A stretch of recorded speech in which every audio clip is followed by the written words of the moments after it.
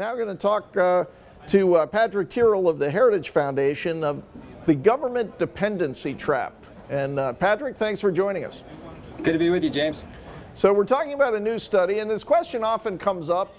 People talk about the need for entitlement reform, the need to reform programs that deliver benefits to various people, the poor, the elderly, the middle class, all kinds of entitlements. But what are the actual numbers? How much of government spending, how many people are actually receiving benefits from the federal government? Well, we calculate that 67.3 million Americans are receiving subsidies. That's 1 in 5 Americans. 70% of federal spending goes towards dependence-creating programs. So we don't see the problem as dependence. It's dependence on government that's the problem.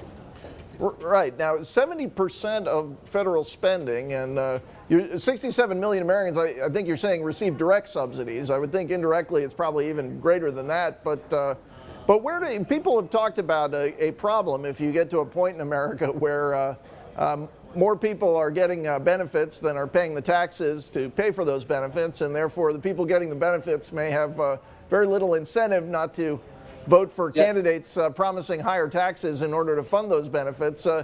Can you tell us? We found that 49.5% of Americans are not represented on a tax-paying federal tax return. So that's what you're saying.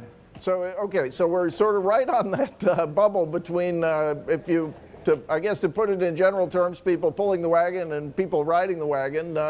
Anything else surprising to you in this report in terms of the reach of subsidies, the amount? Any good news that you see as far as any entitlement programs that are shrinking? Not this year. There is a plan by the Heritage Foundation, Saving the American Dream Plan, which would get the problem under control in 10 years, starting next year or this year.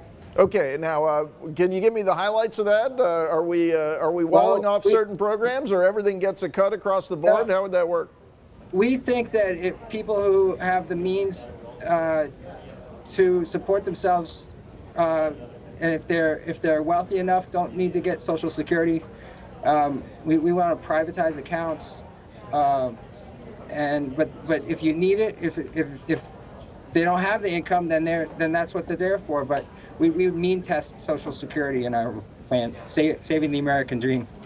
Well, in terms of the number of people who are receiving benefits right now, I wonder if, I don't know if this is maybe a hopeful, there's a silver lining here in the sense that many people have argued that given that the economy is very bad, a lot of people out of work, we have a record high number of people on food stamps, as has been discussed a lot lately.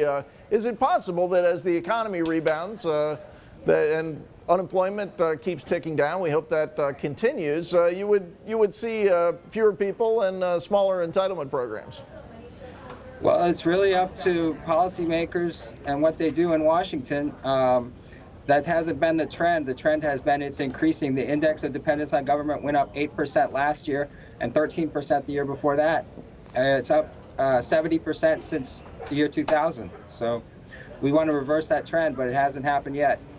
Now, is there a particular plan? I guess Heritage, I'm not sure. I guess you don't endorse particular legislation, but what you've done is lay out a policy proposal that would it get us to a balanced budget, or what are you ultimately aiming for? It does get us to a balanced budget in 10 years. It's on savingthedream.org, and it's the Heritage Foundation Saving the American Dream Plan, and it's a budgeted plan over 10 years that would get us to a balanced budget, for one thing. And what do you do on the tax side?